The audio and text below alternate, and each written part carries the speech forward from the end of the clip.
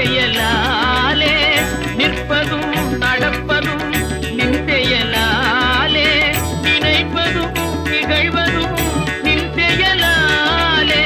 நினைப்பதும் நிகழ்வதும் நின் செயலாலே கற்பதெல்லாம் உந்தன் கனிமொழியாலே